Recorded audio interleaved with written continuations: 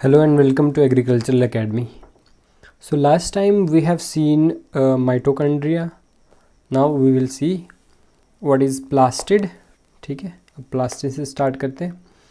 So plastid like mitochondria is an organelle of the cell. और mitochondria के साथ इसकी ये similarity है कि it has its own DNA. ठीक है, it has its own DNA which is in the form of circular strands of DNA. ठीक है, सर्कुलर फॉर्म में होता है. ठीक है, तो plastids is an organelle in the cell. जैसे हमने देखा था, मैंने आपको स्टार्टिंग में बताया था, ये प्लांट्स में होती है, एल्गी में होती है, कुछ यूकैरियोट्स में भी होती है. ठीक है, तो फंक्शन क्या होते हैं इसमें? ये सबसे पहला इसका मेन फंक्शन जो है वो फोटोसिंथेसिस है. देन द स्टोरेज और सिंथेसिस ऑफ सम कंपाउंड्स. ये कुछ कंपाउंड्स भी बनाता है. ठीक है, तो जैसे कि मैंने अभी कहा कि plastids has its on DNA और इसमें कुछ राइबोसोम्स भी होते हैं. इसकी वजह से ये अपना खुद का खुद का प्रोटीन बनाता है. ठीक है, कुछ अपने सम ऑफ इट्स प्रोटीन जो ये खुद बनाता है, मतलब अपने कुछ फंक्शन ये खुद कंट्रोल करता है, इसीलिए इसको सेमी ऑटोनोमस भी कहते हैं. ठीक है, now if you see the types of plastids based on the function and characteristics, the first of all is the chloroplast जो कि फोटोसिंथेसिस में हेल्प करता है. Then is the chromoplast. ठीक है, तो क्रोमोप्लास्ट जो होता है ये it helps in the production and the storage of the other pigments. मतलब क्लोरोफिल के अलावा जो दूसरे पिगमेंट्स होते हैं जैसे कि कैरोटिनॉइड्स, ज़ेंथोफिल. ठीक है, तो उनको ये ऑरेंज और येलो कलर होता है. ठीक है, तो उनको जो स्टोर करता है और सिंथेसाइज करता है वो कौन करता है? क्रोमोप्लास्ट. ठीक है, then we have the leucoplast. Leucoplast it is the non pigmented plastids. ठीक है, इसमें पिगमेंट नहीं होता. तो इसमें पिगमेंट नहीं होगा तो कुछ स्टोर करेगा, जैसे लिपिड, स्टार्च और प्रोटीन वगैरह स्टोर करेगा. ठीक है, तो इसमें दो टाइप के होते हैं, एक तो होता है अमाइलोप्लास्ट, एक तो होता है इलियोप्लास्ट. ठीक है, तो ये लिपिड स्टोर करता है और ये स्टार्च स्टोर करता है हमारे पास. Then we have this protoplastid. ठीक है, proplastid it is an immature and undifferentiated plastid. ठीक है, तो ये पहले जब भी ये बनता है तो उसमें क्या होता है, सबसे पहले ये बनता है, उसके बाद यही डिफरेंशिएट हो जाता है इन तीनों में. ठीक है, बेस्ड ऑन दिस फंक्शन ये डिफरेंशिएट हो जाता है. तो ये या तो इसमें कन्वर्ट हो जाता है, या इसमें कन्वर्ट हो जाता है, या इसमें कन्वर्ट हो जाता है. ठीक है, और टाइमली जैसे आपने देखा होगा कुछ क्लोरोप्लास्ट जो होते हैं वो भी क्रोमोप्लास्ट में चेंज हो जाते हैं.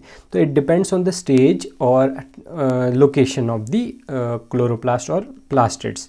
ठीक है, जैसे कि फ्रूट में होगा तो सबसे पहले एप्पल जो होता है वो दैट इज़ द ग्रीन. तो उसके बाद क्या होता है, वो कलरफुल हो जाता है, तो वो क्या हो जाता है, जो क्लोरोप्लास्ट हो जाता है वो चेंज हो जाते हैं क्रोमोप्लास्ट में. ठीक है, तो ये थे हमारे पास प्लास्टिड्स. अब हमने मेन पढ़ना है ultra structure of this chloroplast. अभी तक ये क्वेश्चन आया नहीं है, PYQ आया नहीं है, बट जैसे कि मैंने आपको स्टार्टिंग में कहा था कि अगर माइटोकॉन्ड्रिया आ सकता है तो क्लोरोप्लास्ट के आने के चांसेस बढ़ जाते हैं because they are little bit similar. ठीक है, तो उसके बाद है क्लोरोप्लास्ट. इसमें क्या होता है, it has the pigment that is the chlorophyll which helps in the photosynthesis. ठीक है, तो ये होता कहाँ पे है? ये पिगमेंट जो होता है वो थाइलाकॉइड्स मेम्ब्रेन में होता है. ठीक है, ये मैं आपको बताऊंगा थाइलाकॉइड मेम्ब्रेन कहाँ होती है. वैसे तो पता ही होता है बिकॉज 8th 9th 10th में हम ये पढ़ते हैं. देन इट इज़ टिपिकली क्या होता है, बाई कन्वेक्स लेंस की तरह होता है. ठीक है, जैसे ये इस फॉर्म में होता है.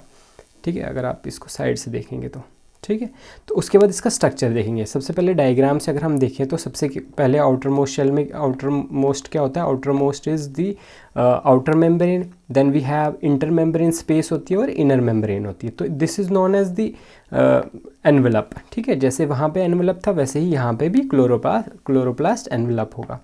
ठीक है, देन अगर हम बीच में देखें इसके अंदर इंटीरियर साइड में देखें तो हमको एक लिक्विड फॉर्म मिलेगी दैट इज़ द स्ट्रोमा. ठीक है, stroma is the liquid field space. ठीक है, इसमें एंजाइम्स होते हैं जो कि डार्क रिएक्शन में हेल्प करते हैं. देन जो अंदर वाला पार्ट है दीज स्टेक्स, इनको हम बोलते हैं ग्रेनम. ठीक है, दिस इज़ द ग्रेनम. और इसका जो एक स्टेक को हम बोलते हैं थाइलाकॉइड, जहाँ पे हमारी लाइट रिएक्शन होती है. ठीक है, ठीक है, उसके बाद इसमें राइबोसोम्स भी होते हैं, कुछ स्टार्च ग्रेन्यूल्स भी होते हैं, और उसके बाद इसका अपना DNA भी होता है. ठीक है, ये यहाँ पे भी सर्कुलर है. ठीक है, तो ये सिर्फ मैंने एक उसके लिए बनाया हुआ रेफरेंस के लिए. तो यहाँ पे भी सर्कुलर DNA होगा.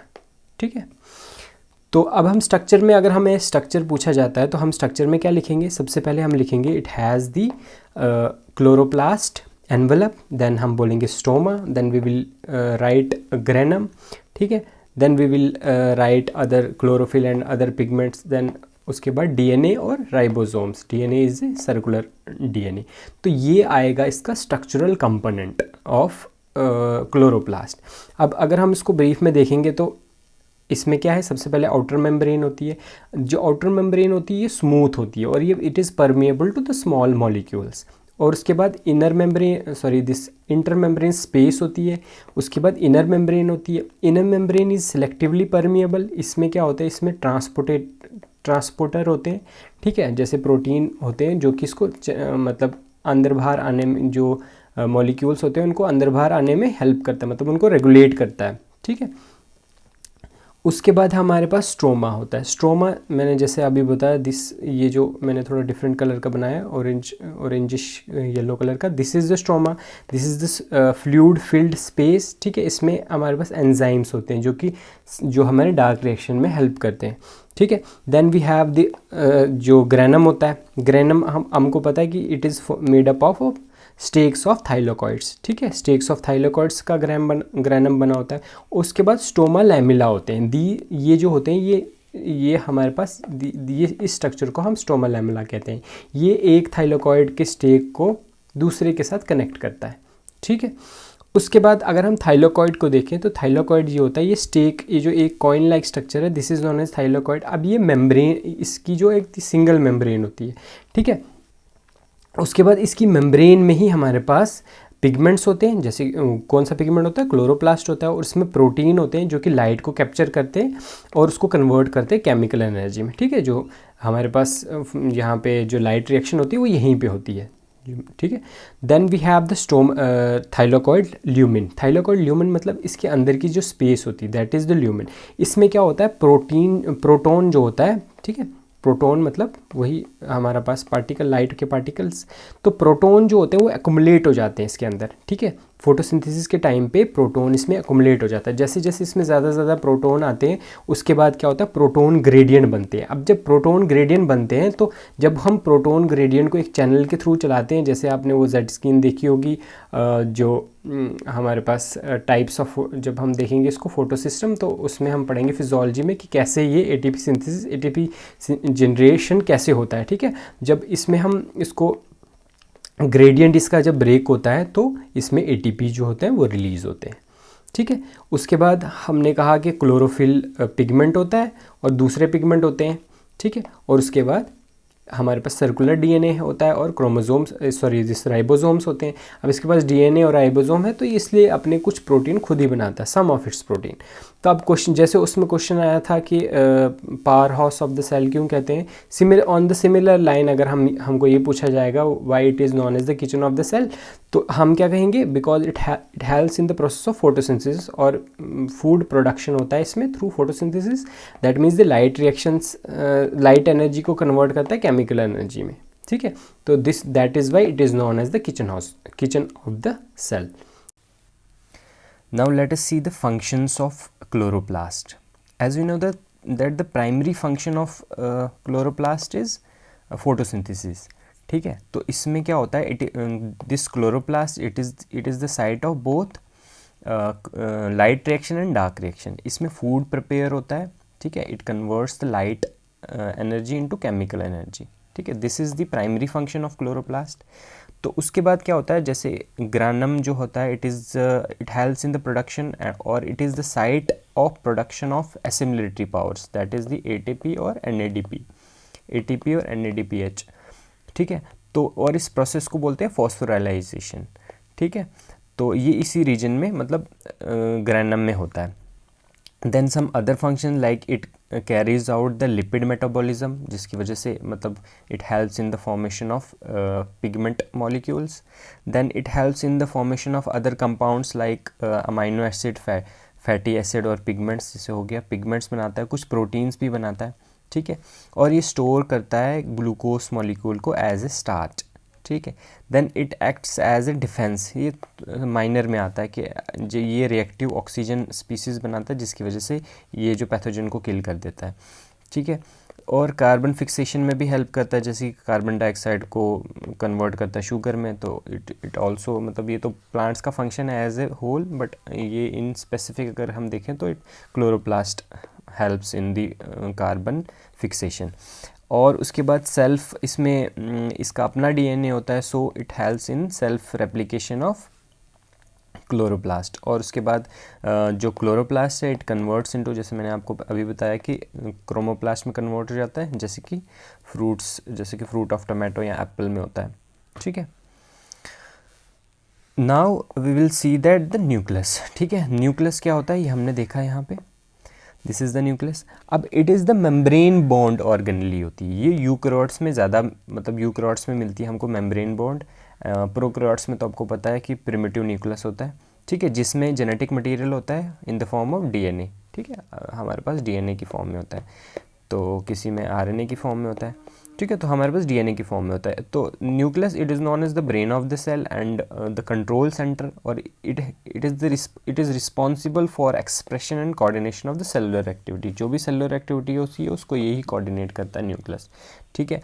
और इसकी पोजीशन नॉर्मली सेंटर में होती है एनिमल सेल में अगर देखा जाए, तो प्लांट सेल में पेरिफेरल भी हो सकती है, क्योंकि ये जो वैक्यूल होता है ये इसकी जो साइज़ होता है ये बढ़ जाता है, तो ये साइड में आ जाता है। This is very simple. तो उसके बाद आपको क्या करना है, अगर आपको इसमें पूछा जाए कि इसमें स्ट्रक्चर क्या होता है, what is the structure of nucleus, और define the structure of the nucleus, तो हम क्या करेंगे, सबसे पहले हम बताएंगे कि we have this nuclear envelope, ठीक है, मतलब जो न्यूक्लियर मेम्ब्रेन होती है, आउटर इनर और स्पेस को मिला के, आपको पता चल गया इन्वेलप, अभी तक हमने बहुत बड़ा ये एक्सप्लेन किया। तो न्यूक्लियर इन्वेलप हो गया, then we have the nucleolus, उसके बाद क्रोमेटिन फाइबर है, उसके बाद न्यूक्लियोप्लाज्म है। तो इसको स्ट्रक्चरल कंपोनेंट में हम ये चार चीज़ें इनको बताएंगे कि स्ट्रक्चर में ये चीज़ें आती है। तो अब हम देखते हैं कि स्ट्रक्चर क्या होता है जिसका, ठीक है। तो सबसे पहले न्यूक्लियर इन्वेलप अगर हम देखें तो this is the outer membrane, ठीक है, this is the outer membrane, और this is the inner membrane, और ये आपके पास आ गई इसकी पेरी न्यूक्लियर स्पेस, ठीक है। तो आउटर ये क्या होती है, जो न्यूक्लियर इन्वेलप होता है इट इज़ डबल मेम्ब्रेन, ठीक है, डबल मेम्ब्रेन होती है, एक आउटर होती है एक इनर होती है, और दोनों जो होती है लिपिड बाइलेयर की बनी होती है, ठीक है। मैंने आपको बताया कि व्हाट इज़ लिपिड बाइलेयर। तो उसके बाद आउटर मेम्ब्रेन को अगर देखें तो it is continuous with the endoplasmic reticulum, ठीक है, एंडोप्लाज्मिक रेटिकुलम के साथ कनेक्ट होती है ये आगे। और उसके बाद इनर जो मेम्ब्रेन होती है it is line with the network of intermediate fibres, इसमें इंटरमीडिएट फाइबर्स होते हैं जिसको हम न्यूक्लियर लैमिन्स बोलते हैं, ठीक है। इट प्रोवाइड्स मैकेनिकल सपोर्ट देता है ये, ठीक है, न्यूक्लियस को, जो इसके इनसाइड्स होते हैं, अंदर होते हैं ये न्यूक्लियर लैमिन्स, ठीक है। तो अब हम देखते हैं अब इसका फंक्शन क्या है, इसका जो न्यूक्लियर एनवेलप है इसका फंक्शन क्योंकि हमारे सिलेबस में है structural and the functional component हमको बताना है। तो आपको पता है कि it protects the nucleus from cytoplasmic effect, cytoplasmic effect से बचाता है ये। उसके बाद ये हेल्प करता है कि मतलब कौन से ट्रांसपोर्टेशन में हेल्प करता है और एक्सचेंज ऑफ मटेरियल में हेल्प करता है between the cytoplasm and the nucleus, तो जो किसके मतलब it happens through nuclear pore, ठीक है। तो उसके ये न्यूक्लियर पोल अगर आप देखें तो ये कुछ ऐसा दिखता है स्ट्रक्चर में, but it is not that much important, इतना स्ट्रक्चर आपको करने की ज़रूरत नहीं है। जो स्ट्रक्चरल कंपोनेंट है ये हमको एक्सप्लेन करने, दैट्स इट विद डायग्राम, ठीक है। अब हम न्यूक्लियर, और इसमें क्या होता है कुछ सेल ऑर्गेनली की फॉर्मेशन में भी हेल्प करते हैं ये मेम्ब्रेन। उसके बाद क्या है, then the nucleolus, this is the nucleolus. अब ये स्पेरिकल बॉडी होती है न्यूक्लियस के अंदर, ठीक है। तो ये हायर ऑर्गेनिज्म में पाई जाती है और ये कुछ स्पेसिफिक जो क्रोमोसोम्स होते हैं उनके साथ ये उनके पास में पाई जाती है, ठीक है। तो इसको हम न्यूक्लियर ऑर्गेनाइजर रीजन भी कहते हैं, ठीक है। उसके बाद इसका फंक्शन क्या होता है कि ये राइबोसोमल जो आरएनए होता है उसको बनाता है और उसके बाद आरएनए की असेंबली में हेल्प करता है, मतलब जो राइबोसोम के असेंबली में हेल्प करता है, मतलब जो राइबोसोम के डिफरेंट कंपोनेंट होते हैं, टीआरएनए, आरएनए, एमआरएनए वगैरह, उसकी असेंबली में मतलब उसको एक उसका फिक्स करने में हेल्प करता है उसको, ठीक है। तो उसके बाद क्या है, this is your nuclear envelope, ठीक है, आउटर मोस्ट जो होती है 70 से 80 एंगस्ट्रॉम की होती है, पेरी न्यूक्लियर स्पेस होती है थोड़ी ज़्यादा होती है, 200 से 300 होती है, और ये आउटर इनर होती है, ठीक है। इनर में जैसे मैंने आपको कहा कि इट इज़ इसमें न्यूक्लियर लेमिनाज होते हैं जो कि एक डेंस नेटवर्क प्रोटीनस फाइबर का नेटवर्क है जो कि सपोर्ट प्रोवाइड करता है, ठीक है, मैकेनिकल सपोर्ट प्रोवाइड करता है।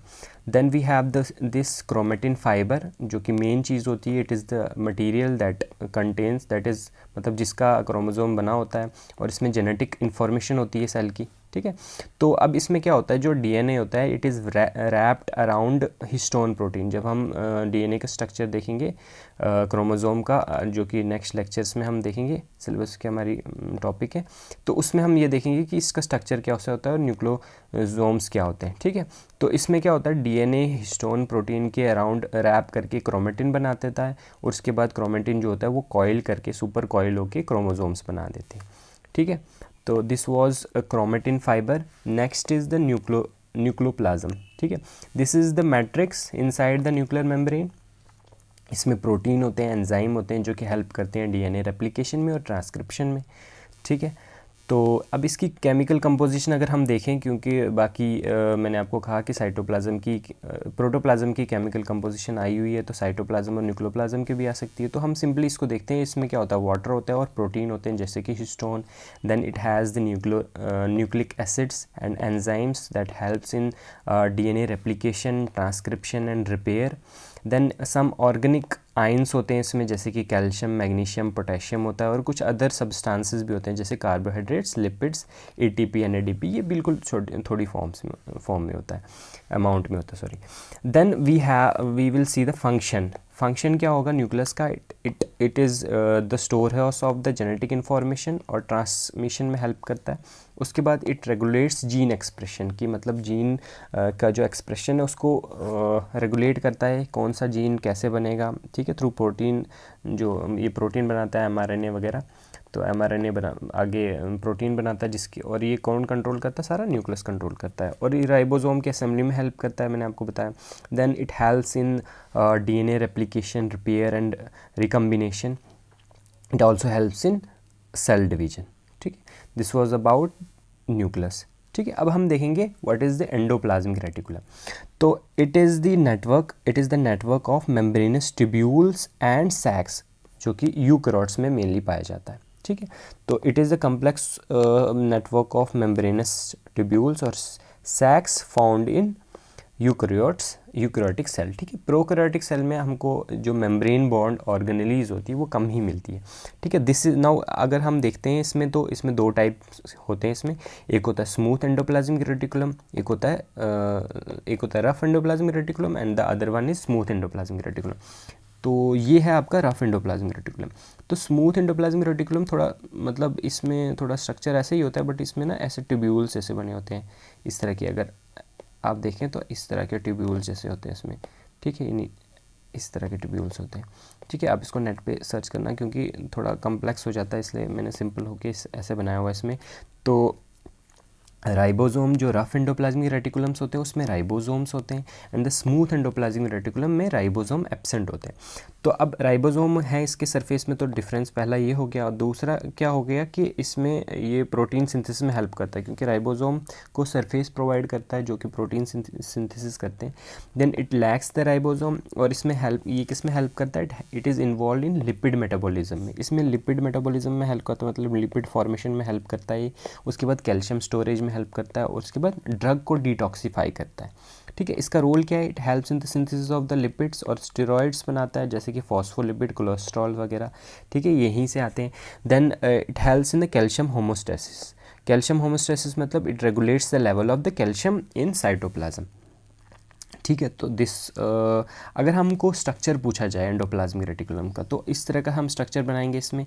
तो इसमें क्या क्या होता है, इसमें सबसे पहले स्ट्रक्चरल कंपोनेंट्स क्या होते हैं, इसमें होगा rough endoplasmic reticulum, smooth endoplasmic reticulum, और ट्रांजिशनल एंडोप्लाज्मिक रेटिकुलम जिसको हम वेसिकल कहते हैं, ठीक है, ये होता है। उसके बाद एंडोप्लाज्मिक रेटिकुलम का ल्यूमिन होता है, ल्यूमिन मतलब स्पेस जो इसकी मेम्ब्रेन के अंदर होती है। देन एंडोप्लाज्मिक रेटिकुलम की मेम्ब्रेन, ठीक है। These are the structural components of endoplasmic reticulum. तो उसके बाद अगर हम देखें रफ एंडोप्लाज्मिक रेटिकुलम, वही बात है, राइबोसोम होते हैं और उसमें फ्लैटेंड, इसका सरफेस जो होता है फ्लैटेंड होता है, शीट लाइक अपीयरेंस होती है इसकी, और इसमें बड़े सारे क्रिस्टियस होते हैं जो कि फ्लैटेंड सैक टाइप स्ट्रक्चर्स होते हैं ये, ठीक है। तो ये these are interconnected by tubules, this is the, इसको ट्यूब्यूल कहेंगे हम, और ये आपका क्रिस्टिया आ गया, ठीक है, सिस्टन सॉरी। तो उसके बाद now we have this smooth endoplasmic reticulum. तो इसमें क्या होता है, इसकी जो मेम्ब्रेन होती है ये सिंगल आपके पास फॉस्फोलिपिड बाइलेयर होती है, ठीक है, सिंगल फॉस्फोलिपिड बाइलेयर की बनी होती है। तो उसके बाद ट्रांजिशनल जो आपके पास एंडोप्लाज्मिक रेटिकुलम, जिसको हम वेसिकल भी कहते हैं, ये जो प्रोटीन सिंथेसिस जहाँ पे होती है उसी की पर्टिकुलर साइड पे बनता है ये। तो इसमें क्या होता है, जो न्यूली सिंथेसाइज मटेरियल होता है ना, जैसे प्रोटीन, लिपिड और कार्बोहाइड्रेट होता है, तो इसको एंडोप्लाज्मिक रेटिकुलम से और रफ एंडोप्लाज्मिक रेटिकुलम से लेके ये पहुंचाता है गोल्गी एपैरेटस तक, ठीक है। तो this is the transitional vesicle और we can say transitional endoplasmic reticulum, ठीक है। अब आगे चलते हैं। The lumen it involves the foldings और मॉडिफिकेशन, फोल्डिंग्स होती है जो भी, और इसमें मॉडिफिकेशन होती है, प्रोटीन जो बनता है उसकी मॉडिफिकेशन होती है और स्टोर होता है ये, वहाँ पे स्टोर होता है, और दूसरी चीज़ें भी स्टोर होती है जैसे कि आयंस, कैल्शियम वगैरह स्टोर होता है। देन द मेम्ब्रेन, अब मेम्ब्रेन जो होती है फॉस्फोलिपिड बाइलेयर की बनी होती है, ठीक है। तो इसकी फोल्डिंग्स जो होती है इसमें क्या होता है, प्रोटीन की मॉडिफिकेशन होती है, और ये प्रोटीन को as well modification of protein as well as transport of molecule, मतलब अलग अलग मॉलिक्यूल को अंदर आने देता है और बाहर जाने देता है, ठीक है। तो this was the structural component of, और we can say the structure of endoplasmic reticulum, ठीक है। Now we will see the function. अब हमने फंक्शन जो पढ़ा, जो इसके फंक्शन है, मतलब इसके प्रोटीन ये लिपिड बनाता है, वही एज ए होल इसके हम एंडोप्लाज्मिक रेटिकुलम के फंक्शन होगा। Now the primary function of endoplasmic reticulum is the transportation of the protein and the lipids to the other organelle, जो कि मतलब यहाँ पे बनता है, ठीक है। और इसकी फोल्डिंग में मतलब इसकी फोल्डिंग्स में बनता है ये। उसके बाद क्वालिटी कंट्रोल करता है, जो कि न्यूली सिंथेसाइज प्रोटीन अभी अभी बना होता है उसका क्वालिटी कंट्रोल करता है, ठीक है, मतलब कैसी वो बना हुआ है। तो अगर हम इसको डिफ्रेंशिएट करें, मतलब इन डिवाइड करेंगे, प्रोटीन सिंथेसिस और इसकी मॉडिफिकेशन होती है दिस फंक्शन में। प्रोटीन सिंथेसिस राइबोसोम बनाते हैं, उसके बाद ये क्या करते हैं, ल्यूमिन में एंटर करते हैं। ल्यूमिन किसके, जो मेम्ब्रेन के अंदर स्पेस है, इस स्पेस के अंदर आ जाते हैं, वहाँ पे इसकी मॉडिफिकेशन होती है, ग्लाइकोसाइलेशन होती है, ठीक है। मतलब इसमें क्या होता है कि ब्रांच से एक ग्रुप जो होता है दूसरे ग्रुप में चला जाता है, ठीक है। एक यहाँ पे कोई फंक्शनल ग्रुप चेंज होकर दूसरे कार्बन पे चल जाता है, तो इसको बोलते हैं ग्लाइकोसाइलेशन। तो उसके बाद क्या होता है, डाइसल्फेट बॉन्ड फॉर्मेशन होता है। तो इस डाइसल्फेट बॉन्ड फॉर्मेशन होगा तो आपका प्रोटीन जो होगा वो मैच्योर हो जाएगा, ठीक है। उसके बाद लिपिड सिंथेसिस क्या होता है, लिपिड सिंथेसिस हम करते हैं फॉस्फोलिपिड की और स्टीरॉयड की, ठीक है। तो ये इसके दो फंक्शन हो गए। उसके बाद क्या है, सम अदर स्मॉलर फंक्शन, जैसे कि detoxification of the drugs and the calcium storage, membrane biogenesis, glyoxysomes बनाता है, वैक्यूल्स बनाता है। उसके बाद इंटरसेलुलर ट्रांसपोर्टेशन में हेल्प करता है, ठीक है, वेसिकल की फॉर्म में। उसके बाद ये एक हमको स्केलेटल फ्रेमवर्क देता है, मतलब साइटोप्लाज्म को, ठीक है, तो सपोर्ट प्रोवाइड करता है। उसके बाद अगर हम फॉर्मेशन देखें, एंडोप्लाज्मिक रेटिकुलम की फॉर्मेशन क्या होती है, तो स्टेप्स हम देखेंगे। सबसे पहले क्या होता है कि आउटर जो न्यूक्लियर मेम्ब्रेन होती है ना, न्यूक्लियर मेम्ब्रेन से बनता है ये, एक्सपैंड होती है, इसकी एक्सपेंशन होती है, तो उसमें क्या हो जाता है, उसमें मेम्ब्रेन लिपिड्स जो होते हैं वो एक्युमुलेट हो जाते हैं, ठीक है। मेम्ब्रेन लिपिड एक्युमुलेट हो जाते हैं, तो उसके बाद राइबोसोम्स की बाइंडिंग हो जाती है उसमें, तो बन गया रफ एंडोप्लाज्मिक रेटिकुलम। और प्रोटीन, उसके बाद क्या होता है, प्रोटीन बनता है, जब प्रोटीन की मॉडिफिकेशन होती है ल्यूमिन में, फिर वेसिकल फॉर्मेशन होता है। Vesicle is also a structural component of endoplasmic reticulum, इसलिए हमने इसको फॉर्मेशन में डाला। तो उसके बाद इसका फंक्शन क्या है, वी नो दैट कि वेसिकल फॉर्मेशन होता है, तो जो भी मटेरियल इसको ले जाना होता है, या तो गोल्गी बॉडी में ले जाता है या तो हमारे पास सेल मेम्ब्रेन में ले जाता है, ठीक है, जहाँ पे हमने देखा है कि सेल मेम्ब्रेन की फॉर्मेशन में भी हेल्प करता है। अब हम देखेंगे गोल्गी कम्प्लेक्स भी कह सकते हैं इसको, गोल्गी एपरेटस भी कह सकते हैं, गोल्गी बॉडी भी कह सकते हैं, ठीक है। तो Golgi apparatus it is the क्या है, ये एक ऑर्गेनली है। इसकी डायग्राम जस्ट एक सेकेंड।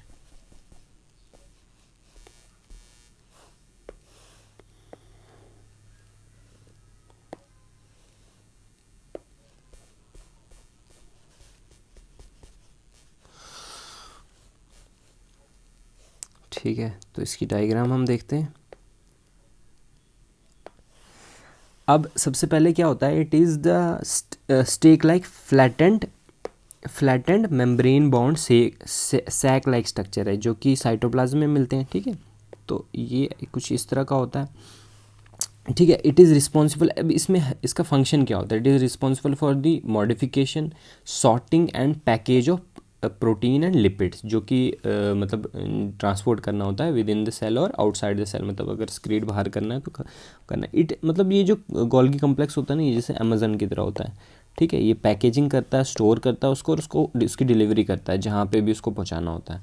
ठीक है, तो ये इसका कुछ स्ट्रक्चर इस तरह का होता है। अब यहाँ पे भी जैसे मैंने आपको पीछे एंडोप्लाज्मिक रेटिकुलम में बताया, वैसे ही यहाँ पे भी इसका जो ये होता है, ये आगे से इस तरह से ये अटैच होता है। ठीक है, तो यहाँ पे क्या होता है, यहाँ पे इसका कुछ इस तरह का स्ट्रक्चर होता है। ठीक है, यहाँ पे वेसिकल्स बनते हैं इसके भी। ठीक है, तो ये वेसिकल्स कुछ इस तरह के बनते हैं। ठीक है, तो ये इसका स्ट्रक्चर होता है कंप्लीट। तो अब इसमें क्या होता है कि यहाँ से इसको बोलते हैं सिस फेज, और ये होता है ट्रांस फेज। सिस फेज जो होता है, it is facing towards the nucleus, और we can say the endoplasmic reticulum. Endoplasmic reticulum के टुवर्ड्स होता है ये। उसके बाद यहाँ से जो वेसिकल आता है, जो हमारे पास ट्रांजिशनल एंडोप्लाज्मिक रेटिकुलम आता है, उसको यहाँ पे ये पकड़ता है, उसकी क्या करता है, मॉडिफिकेशन करता है अपने हिसाब से, सॉर्टिंग करता है इसको कहाँ पे भेजना है, उसकी पैकेजिंग करता है। ठीक है, प्रोटीन की और लिपिड की, फिर उसको ट्रांसपोर्टेशन में हेल्प करता है, मतलब जहाँ पे उसको भेजना होता है। ठीक है, तो ये था हमारे पास गोल्गी कम्प्लेक्स, इसका स्ट्रक्चर। ठीक है, अगर स्ट्रक्चर पूछा जाए तो हम ये बनाएंगे इसमें। तो इसमें क्या होता है, इसका स्ट्रक्चरल कंपोनेंट अगर हमको पूछा जाए तो हम क्या लिखेंगे इसमें, स्ट्रक्चरल कंपोनेंट अगर हमसे पूछा जाए तो हम इसके बाद सबसे पहले क्रिस्टिया जो बनते हैं इसमें, सॉरी सिस्टर्न्स, क्रिस्टिया होते हैं हमारे पास माइटोकॉन्ड्रिया में। ठीक है, सिस्टर्न्स जो फोल्डिंग है हमारे पास, तो ये इस फोल्डिंग को हम बोलेंगे सिस्टर्न। जैसे हमने अभी बताया, membrane multiple flattened membrane sac like structure होता है ये। ठीक है, तो उसके बाद क्या होता है, ये सिस फेज होता है एंडोप्लाज्मिक रेटिकुलम की तरफ, और ट्रांस फेज होता है इसका प्लाज्मा मेम्ब्रेन की तरफ। ठीक है, उसके बाद वेसिकल्स बनते हैं। ठीक है, दिस इज सिस्टर्न, और ये आ गया आपके पास। यहाँ पे अगर इसका हम स्ट्रक्चर को थोड़ा सा देखें इसमें, तो ये जो होता है ये लिंक होता है इसके थ्रू। ठीक है, ये यहाँ से आपका इस तरह का स्ट्रक्चर बनता है। ठीक है, और यहाँ से वेसिकल्स बनने लगते हैं। ठीक है, तो ये वेसिकल्स बनते हैं यहाँ से। Alright, so these are vesicles. Vesicles क्या होता है, वैक्यूल की तरह होता है, जो कि आपको मतलब ट्रांसपोर्टेशन में हेल्प करता है। उसके अंदर अलग अलग सब्सटेंसेस होते हैं, प्रोटीन हो सकता है, एंजाइम हो सकते हैं। ठीक है, तो वैक्यूल भी जो लाइजोसोम्स जो होते हैं वो भी यहीं से बनता है। अगर आपके पास वेसिकल में ये एंजाइम हो गया, ठीक है, हाइड्रोलाइटिक एंजाइम हो गया, तो आपके पास क्या बन गया, लाइजोसोम बन गया। ठीक है, तो स्ट्रक्चरल कंपोनेंट अगर हमसे पूछा जाए तो सिस्टर्न्स आ गए हमारे पास। उसके बाद vesicle, these are the small membrane bound sacs. ठीक है, जो कि गोल्गी बॉडी से मतलब निकलते हैं और ये ट्रांसपोर्टेशन में हेल्प करते हैं। उसके बाद मैट्रिक्स हो गया। अब इसमें क्या होता है, it is a proteinaceous network of fibre that hold is, जो कि सिस्टर्न्स को मतलब साथ में होल्ड करता है, और ये मेंटेन करता है हमारे पास स्ट्रक्चरल इंटीग्रिटी। ठीक है, फॉर्मेशन कैसे होता है, सबसे पहले क्या होता है, जो कि सिस फेज होता है गोल्गी कॉम्प्लेक्स का, उसका फॉर्मेशन होता है। अब ये कहाँ से बनता है, वहीं एंडोप्लाज्मिक रेटिकुलम से बनेगा। ठीक है, तो उसके बाद क्या होगा, इसकी मतलब इसमें इसके स्टेक्स जैसे बनेंगे। ठीक है, जिसकी वजह से ये it gives rise to intermediate और ट्रांस जो गोल्गी कॉम्प्लेक्स होगा उसको बनाएगा। ठीक है, सबसे पहले ये फर्स्ट वाला बनेगा, उसके बाद बीच वाला इंटरमीडिएट और ट्रांस वाला बनेगा। ठीक है, तो उसके बाद क्या होता है, इसकी मैचुरेशन होती है, सिस्टर्न्स की मैचुरेशन होती है। कैसे, इसमें प्रोटीन और जो भी लिपिड होते हैं इनकी मॉडिफिकेशन हो जाती है। ठीक है, उसके बाद आपके पास लास्ट में आपके पास गोल्गी वेसल्स बनेगा। ठीक है, वेसिकल्स बनेंगे। ठीक, then we have the function, इसमें क्या होता है, मेन इसका फंक्शन क्या होता है, main function is the storage, modification and the packaging of material, ठीक है।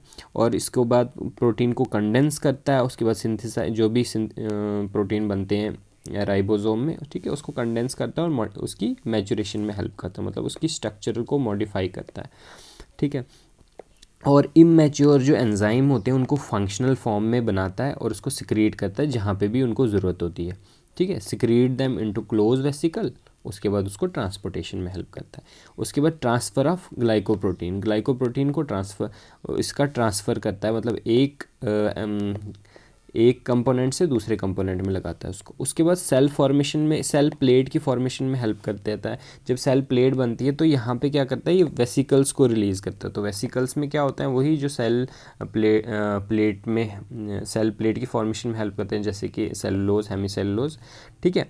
उसके बाद इट गिव राइज टू, जैसे मैंने आपको बताया, प्राइमरी लाइजोसोम्स बनाने में हेल्प करता है। उसके बाद ये फ्लूइड को रेगुलेट करता है, फ्लूइड बैलेंस को बनाने में हेल्प करता है। फॉस्फोलिपिड की सिंथेसिस में हेल्प करता है और लिपिड की एब्जॉर्प्शन, प्रोटीन की सिंथेसिस जैसे कि प्रोइंसुलिन में हेल्प करता है, ठीक है। क्योंकि प्रोटीन वगैरह जो भी बन के आता है एंडोप्लाज्मिक रेटिकुलम से आता है और ये इसकी मॉडिफिकेशन में हेल्प करता है, ठीक है। ये मेन फंक्शन आ गया उसका, बाकी ये अदर फंक्शन है इसका।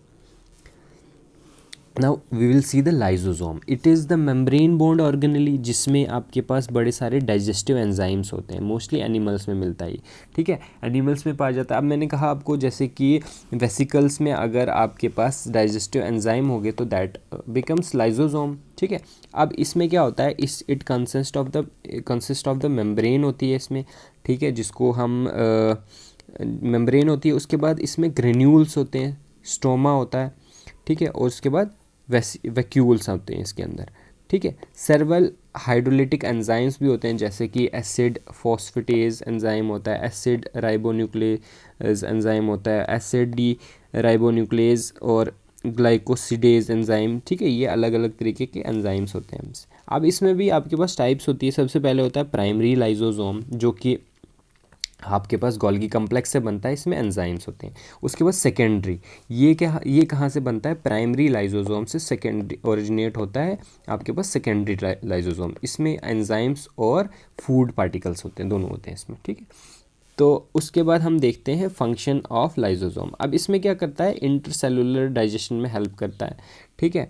तो फैगोसाइटोसिस के मतलब थ्रू सेल ईटिंग कहते हैं उसको, ठीक है। उसके बाद ऑटोलाइसिस और ऑटोफेजी कहते हैं हम इसको। इसमें क्या होता है, जो अननेसेसरी हमारे पास डिसफंक्शनल कंपोनेंट होते हैं उनको डाइजेस्ट कर देता है। और कभी कभी क्या करता है, ये सेल्फ डाइजेशन भी कर देता है, ठीक है, जिसको हम सुसाइडल बैग्स कहते हैं इसीलिए इसको, ठीक है, सुसाइडल बैग्स। उसके बाद एजिंग में हेल्प करता है, मतलब these are the agents of ageing. इसमें क्या करता है, ये डाइजेस्ट करता है फंक्शनल एलिमेंट जो होते हैं ना हमारे सेल के, उसको डाइजेस्ट करता है। इसका मतलब सेल की एजिंग आ गई है। उसके बाद ये सिक्रीट करता है, सिक्रीशन ऑफ प्रोटीन में हेल्प करता है, क्योंकि इसके पास डाइजेस्टिव एंजाइम्स और क्या होते हैं, हार्मोन्स होते हैं।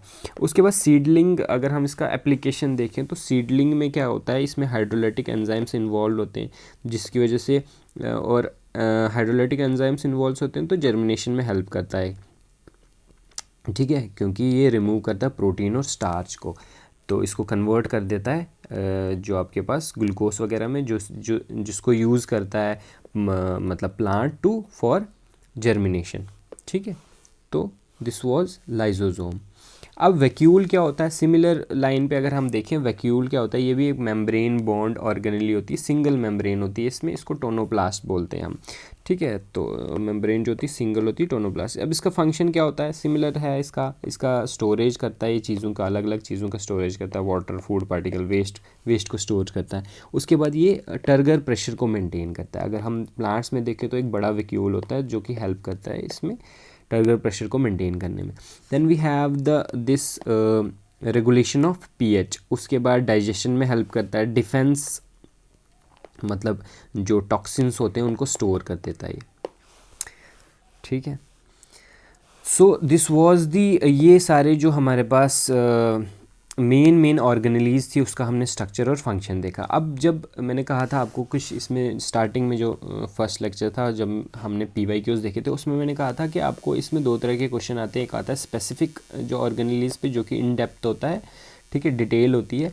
तो उसके बाद आपका एक जर्नलाइज्ड जो क्वेश्चन आता है, ठीक है, जिसमें आपको टिपिकल फंक्शन पूछा जाता है, टिपिकल स्ट्रक्चर पूछा जाता है प्लांट सेल को। तो अगर आपको टिपिकल स्ट्रक्चर पूछा जाएगा, हमको पता है ये सेल वॉल का बना होता है, सेल मेम्ब्रेन का न्यूक्लियस होता है, न्यूक्लियोलस होता है, साइटोप्लाज्म, ये हमने सब कुछ पढ़ लिया, तो ये आप वहाँ पे लिख सकते हैं। 10-12 पॉइंट है, तो अगर आप, इट डिपेंड्स कि अगर 15 मार्क करें या 20 मार्क करें, तो अकॉर्डिंगली आप इसका यूज़ करके यहाँ से आप लिख सकते हैं, ठीक है। सिमिलर लाइन पे अगर हम देखें तो टिपिकल जो फंक्शन होगा प्लांट का, तो ये कुछ फंक्शन है जो कि मतलब सारे ऑर्गेनली के फंक्शन होते हैं अलग अलग, तो उनको हमने एज अ होल बना के सेल का फंक्शन बताया हुआ। तो it helps in cell replication, communication, removal of the waste, transport of the material, synthesise of the biomolecules, then the energy production. तो ये आपके पास एक टिपिकल जो फंक्शन ऑफ द सेल है, वहाँ पे हम इसका यूज़ कर सकते हैं, वहाँ पे हम ये लिख सकते हैं। So this completes are